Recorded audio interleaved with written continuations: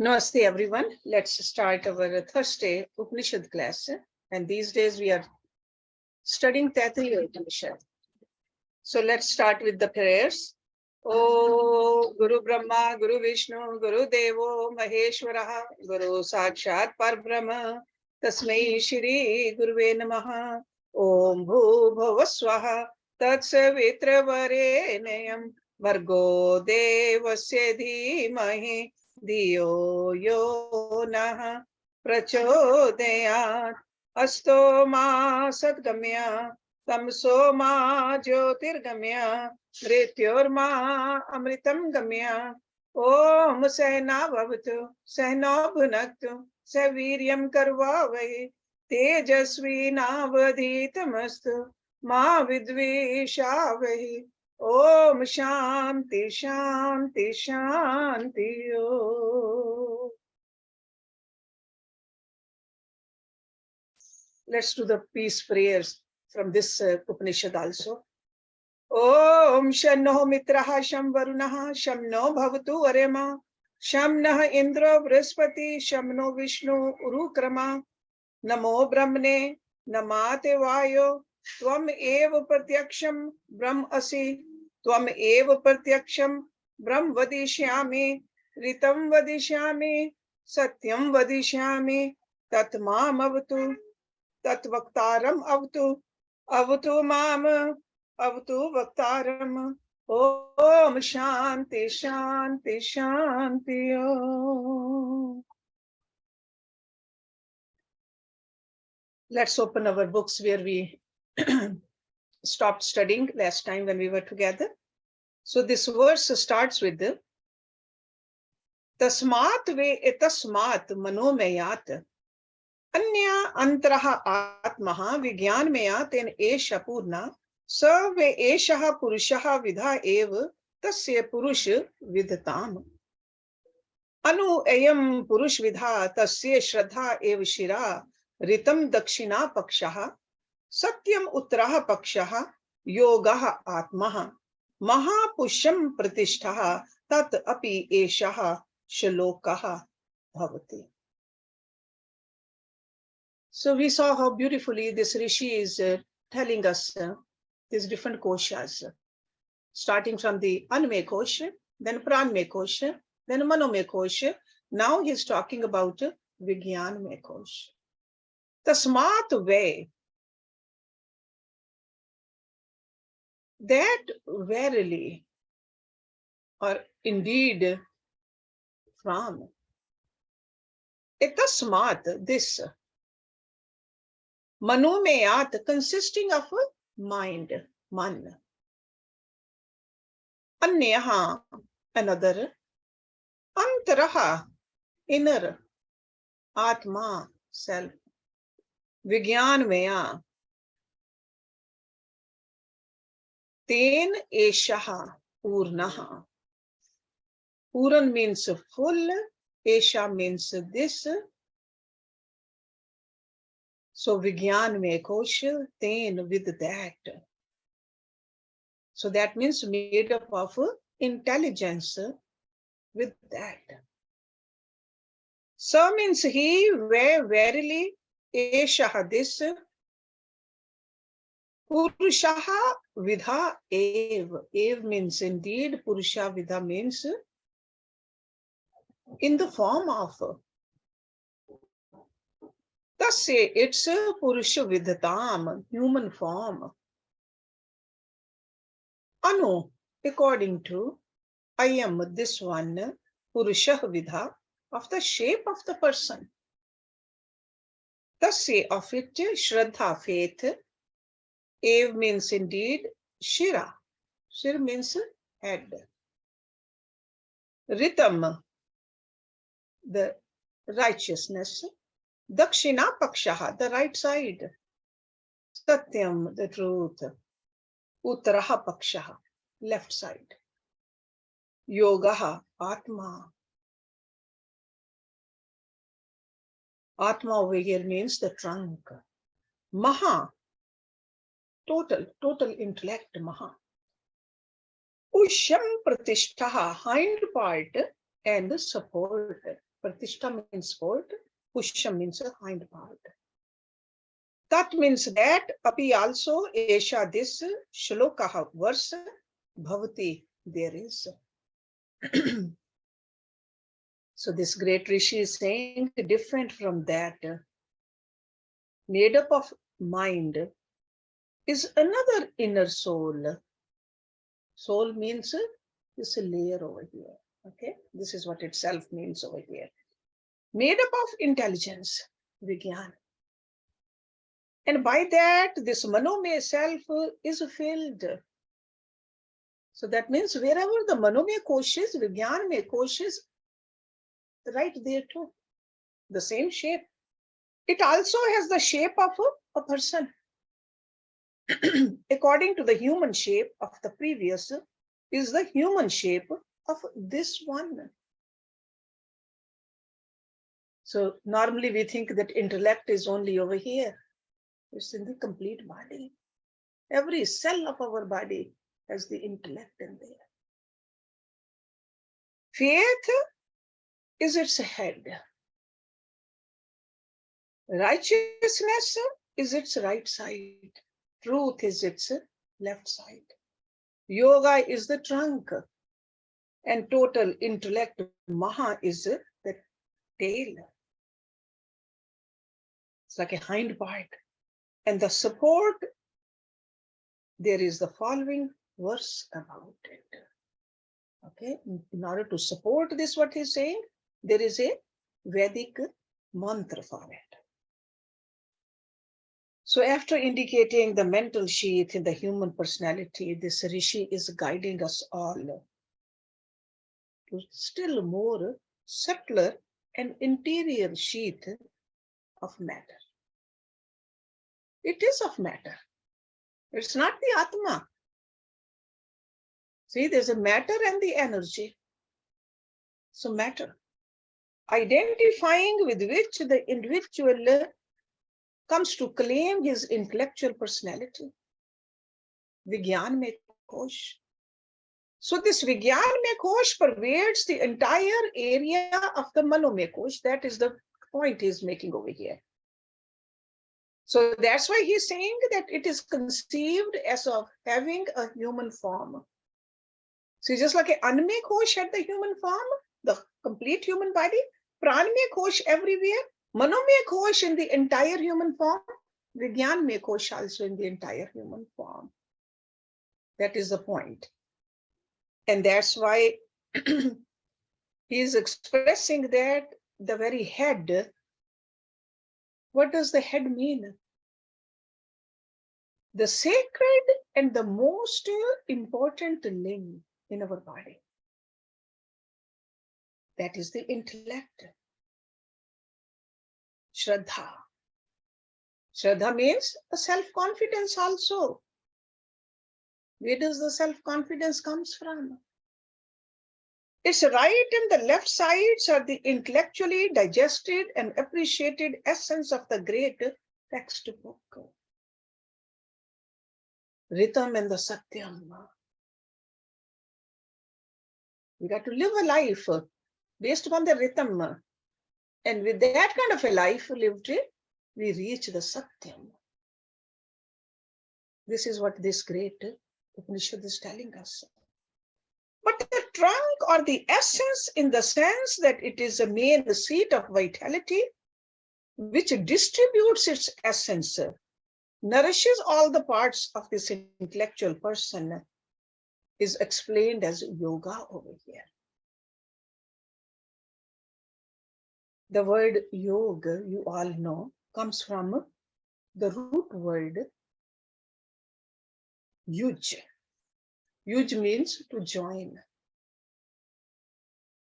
Any attempt of any individual to live in life through contemplation, attuning ourselves to our imperfect being of today to the greater and nobler concept of the truth, that is called yoga. Because ultimately we have to join with that higher. That essence of us, which we call Atma or the soul, has to join with that Paramatma, which is Supreme Being. And that's yoga. The individual intellect is rooted in the Mahatattva. That's what Maha word means over here. Mahatattva, total mind or intellect. Mahatattva. So this is what he's trying to tell us in this verse. And he says there's a Vedic quotation or the mantra to support this. Let's look at next verse. Vijnanam yagyam tanute karmani tanute apicha vijnanam deva sarve brahma jyeshtam upasate vijnanam brahma chet ved tasmat chet na parmadhyati sharire pap manah hitva sarvan kaman samshrute iti. Vijnanam, knowledge. Yagyam, sacrifice. Tanute, performs. Karmani, actions. Tanute, performs. Api means also, cha means and. Vijnanam deva sarve. Sarve means all, deva means the gods. Brahma jyeshtam. Jyeshtam means eldest. Upasate, worships. Vijnanam Brahma Chet Ved. Chet means if, Ved means knows. Tasmat, from that, Chet if, na means not, Parmadhyati, swerves from. Sharire, in the body. Pap manaha, sins. Hitva, abandoned. Sarvan, all command desires, samshrute, attains. Iti means thus. Knowledge performs the sacrifices. Okay, so Vigyan Mekosh, we use the Vigyan Mekosh to worship. Sacrifice means worship, love. So knowledge performs the sacrifices and it is the real agent of all the physical activities. Okay. Think about it. Who is directing us to act? On our analogy of the chariot, who is directing the horses to go a certain way? It's the Sarthi, the charioteer, and that is the Vigyan Mekosh. That's why we got to keep on feeding this Vigyan Mekosh of ours with a proper knowledge so that we are directed properly. So knowledge performs the sacrifices and it is the real agent of all the physical activities. Two people are sleeping in the same room or same house. They get up and start doing the different activities. One person gets up and sit in meditation or does yoga or prayers, speaks sweetly. The other person gets up, looks at the phone or the TV or the coffee or the tea or just useless activities. Who is directing it?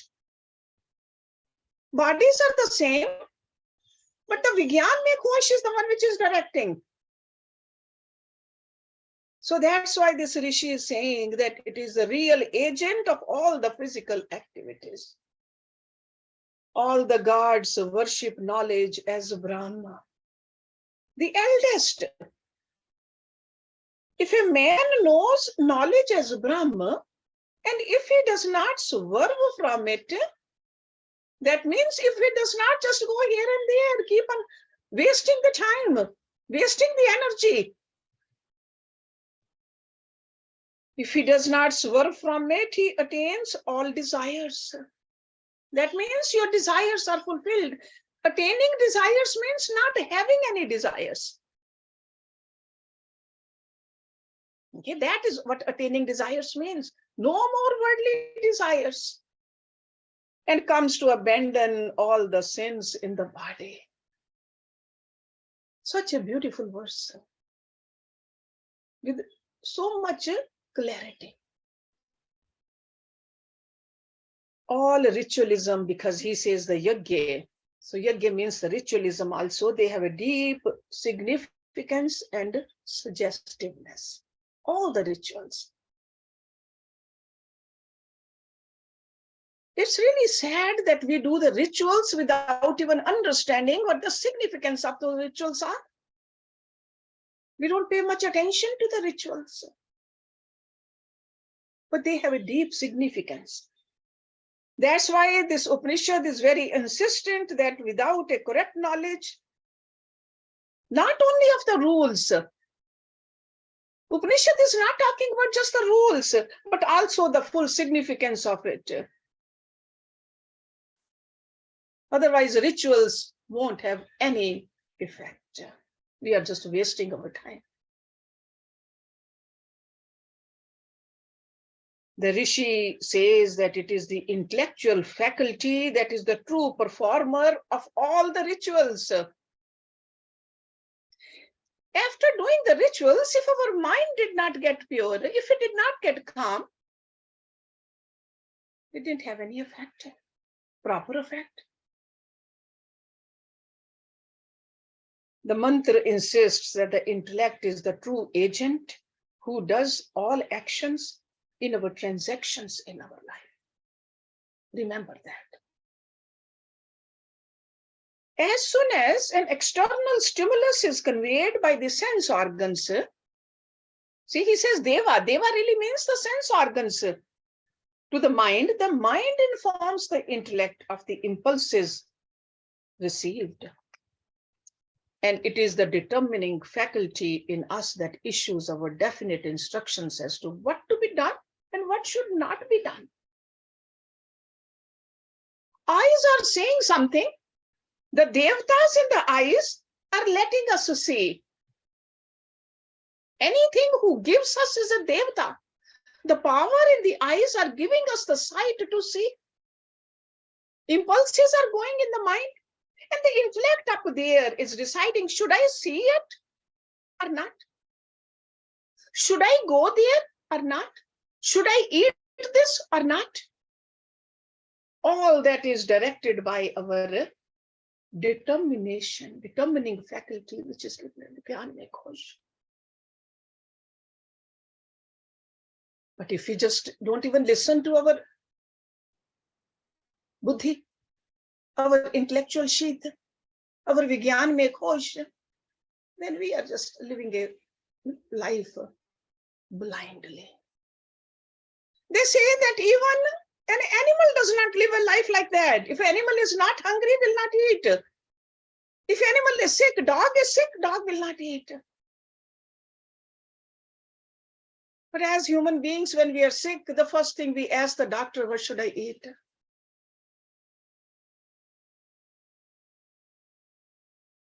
We got to use our intellect.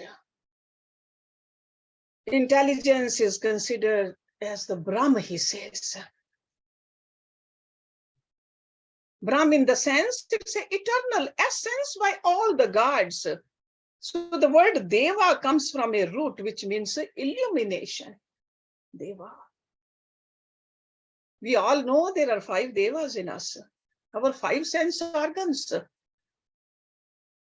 And the 6th one, mind. Bhagwan Krishna said the same thing.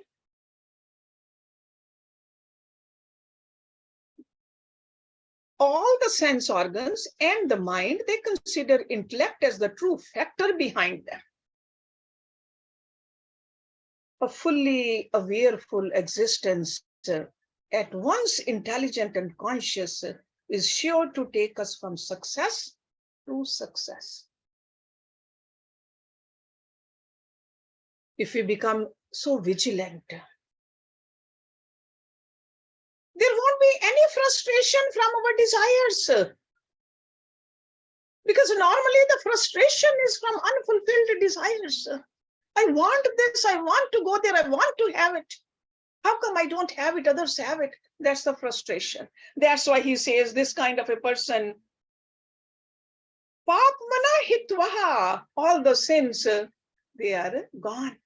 Sarvan ka man samshrute iti, all the desires have been attained. There's no frustration in this kind of a person.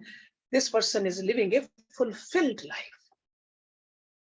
No agitation, no frustration.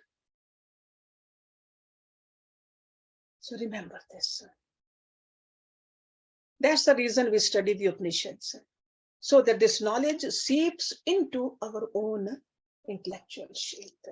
And we live a life where our intellect, heightened intellect, is guiding us. Now let's look at the next verse.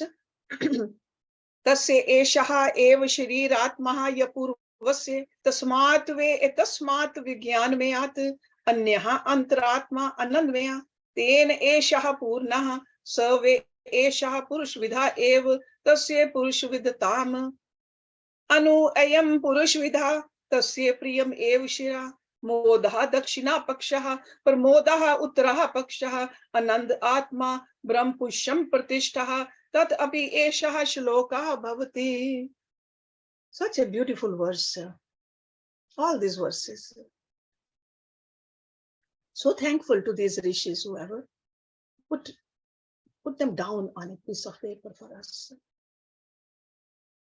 Tasya, of that. And over here of that means Vigyanmay Kosh, because that's what we were looking at in the previous couple of verses. Vigyanmay, Tasya.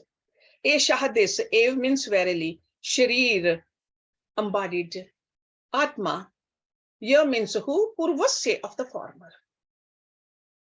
Tasmat, way, Tasmat, as already explained indeed. Vigyanmayat, consisting of Vigyan. Anya, different from Antra, inner, Atma, self, Anandmaya, constituted of Anand. So now he's talking about Anandmaya Kosh. Okay, I'm sure you all remember these names now. Anmaya Kosh, Pranmaya Kosh, Manomaya Kosh, Vigyanmaya Kosh, and now the fifth one is Anandmaya Kosh. Ten means with that, Eshaha this Purnaha full.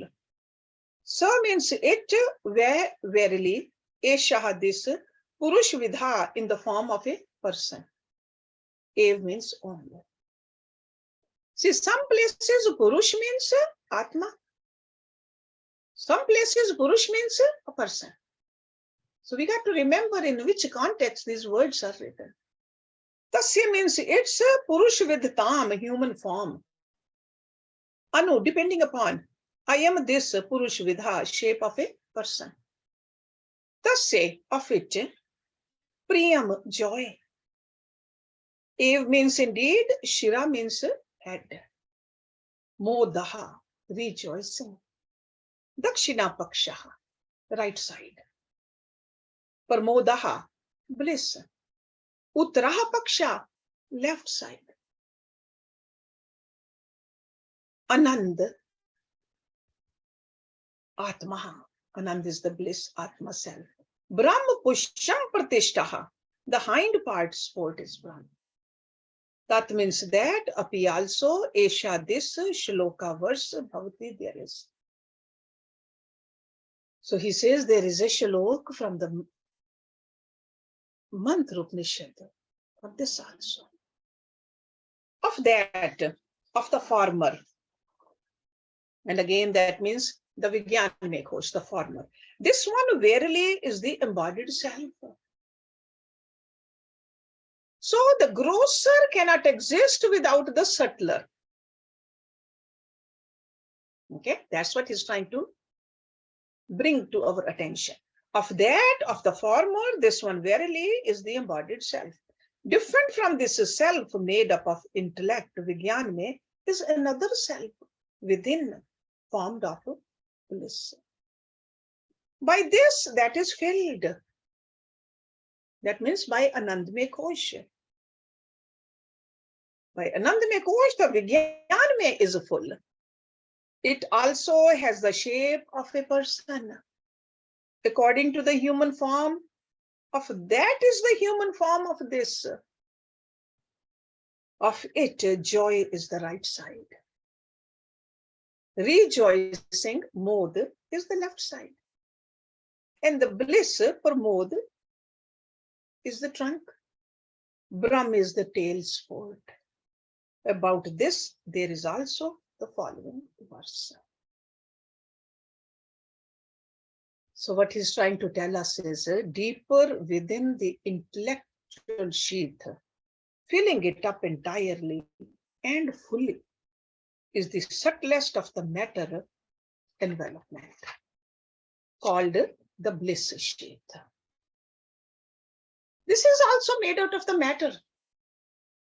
All these 5 koshas, even though some of them are grosser than the others, but they are all part of the matter. That means the Prakriti. So this is constituted of all the flickering joys, Anandmay Kosh. All the joys we experience in our contact with the finite world of matter. Whenever our eyes see something beautiful, we feel good about it. The joy. When we meet our loved ones, we feel joy. That is the Anandmay Kosh. So when the sense organs come to live with them, all these joys put together form the subtlest of the sheath, Anandmay Kosh. Just as the body and its conditions limit our personality, just as the mind and the intellect and their health condition our egocentric existence, the same way our shape of joy in life also add its color to our human existence. The joy which we experience in life arise from endless varieties, from many sources. We cannot even tabulate them all, where our Anand is coming from. The rishis of our great culture, they have done a beautiful job tabulating them for us. They classify our joy under 3 stages.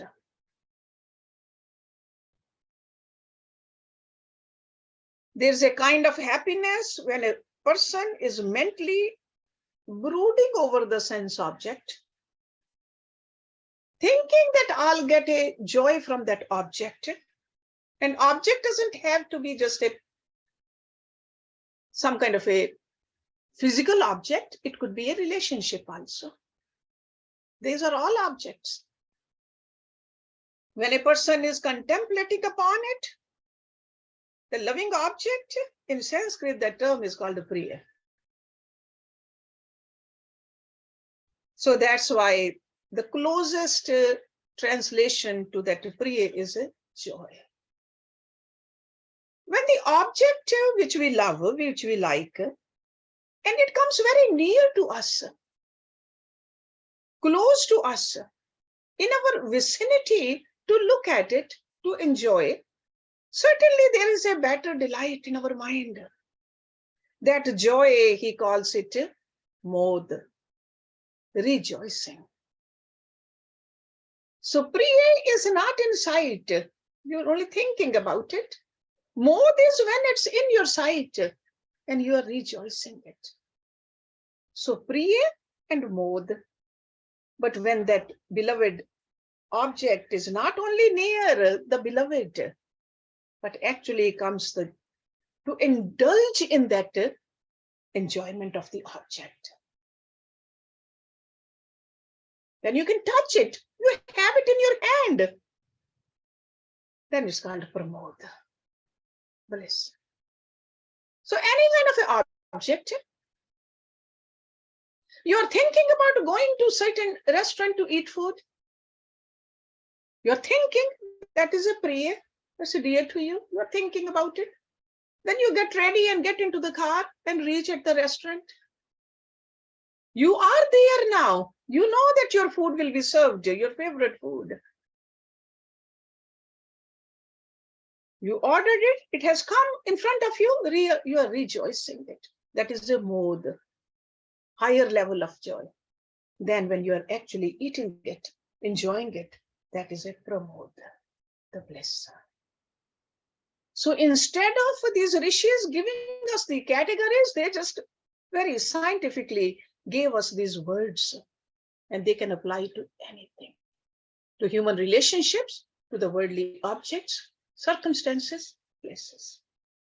So under these classifications, all enjoyment of the sense objects can be divided into these three. That's where the source of joy comes from. So in describing the Anandamaya Kosha, the Rishi is explaining that Priya is its head. More than Pramod are the two sides. And in all these three sources of joy, the common vital content is a sense of satisfying delight. And this fact is indicated when he says the trunk is the Ananda. Because everything is supported by the trunk, just like in our own body. Our trunk, our backbone, everything is supported by that. As the joy experienced through the acquisition, possession, and enjoyment. Because these are the three terms you can use with the Priya, Mod, and Pramod. Acquisition, possession, and enjoyment of the sense objects. When we really view it closely, we find that all bliss springs from the same source. And what is that source? The Supreme Self. Such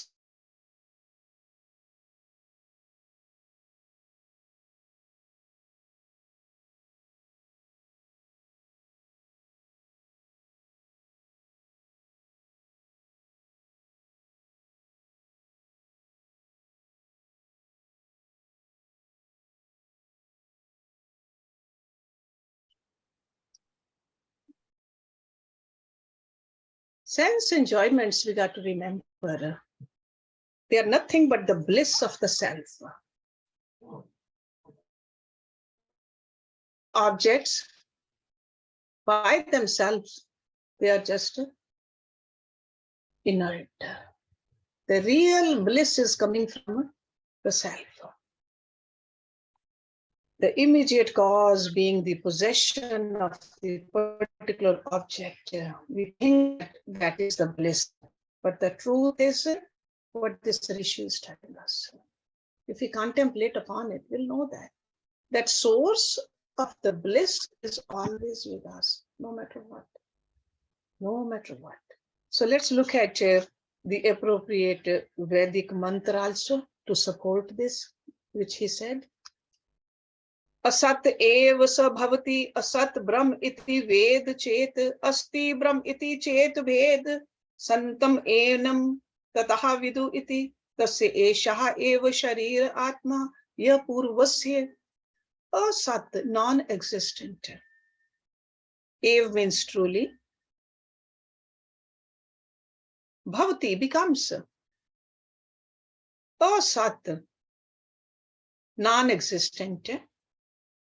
Brahma, iti means thus, Ved means knows, Chet means if. Asti, non-existent. No, Asti means as existent, sorry. Asti means like is as existent. Brahma, iti means thus, Chet if, Ved knows. Santam, to be existent. Enam, him. Tataha, then, Vidu. Vidu means those rishis, Vidu, the people who knew, so they considered, iti means thus. Thus say of that, Eshaha, this, Eva, verily, Sharir, Atma, embodied soul. Ya means who? Purvasya, of the former.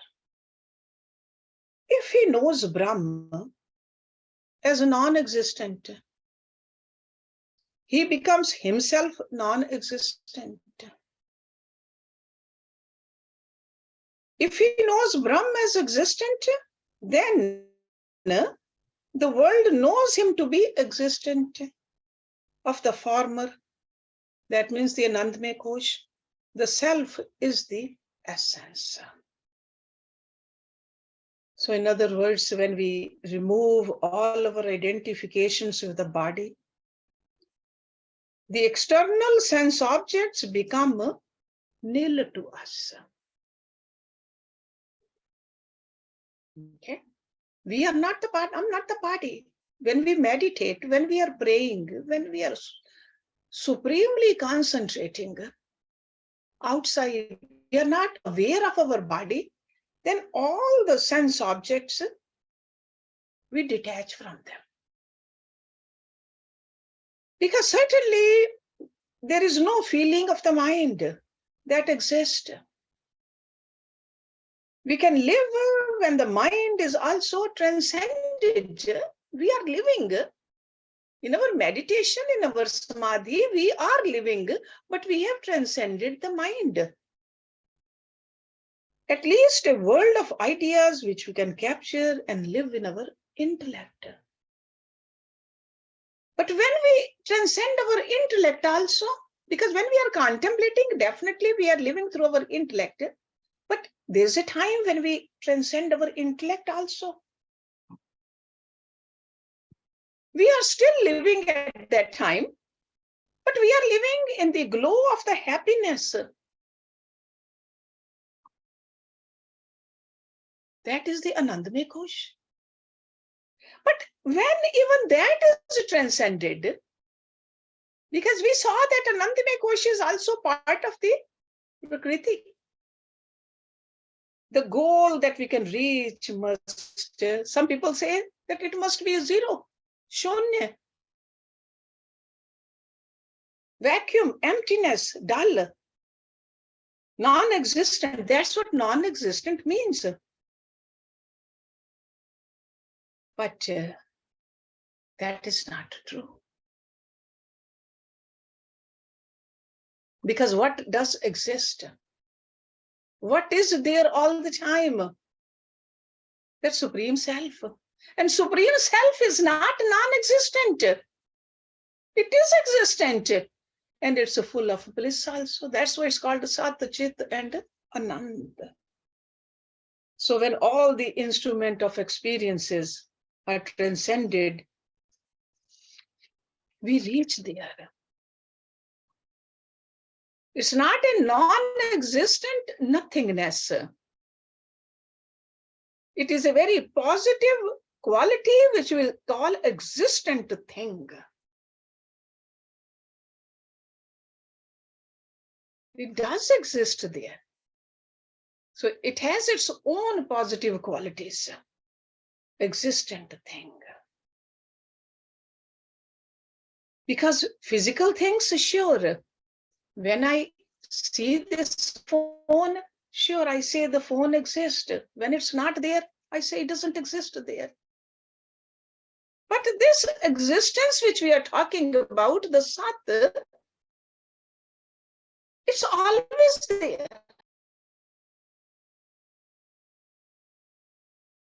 It's not non-existent.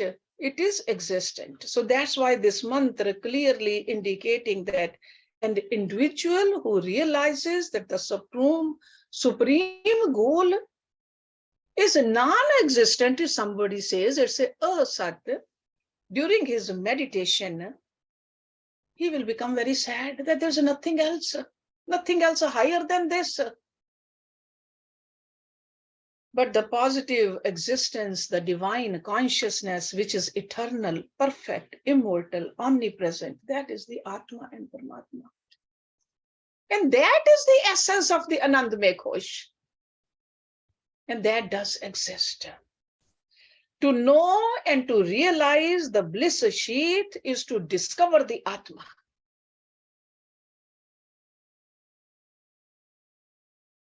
So to completely know the grosser, we got to understand what is the supportive of that particular is. See, just like a body cannot exist without pranamaya kosh, it will disintegrate.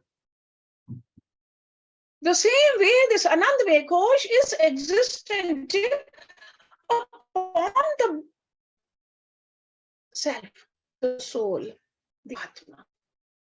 So that's where he's taking us. He says that fix your identification with the sublish seat entirely and completely. That is the last act of your conscious and deliberate human effort. Beyond that, to reach that Atma and the Paramatma, it will happen spontaneously. But definitely make an effort to reach towards this Anandamaya Kosh. Because when you come to realize this essence, you will see that it's nothing but the essence of Godhead. There's no difference between the Atma and the Paramatma. Okay, so but definitely we need to make an effort to reach up to that. So we'll stop it here today, and next week we'll see what else this great Rishi is telling us. Om Purnamada Purnamidam Purnat Purnamudachyate Purnasya Purnamadaye Purnameva Visheshyate. Om Shanti Shanti Shanti Om. Thank you very much.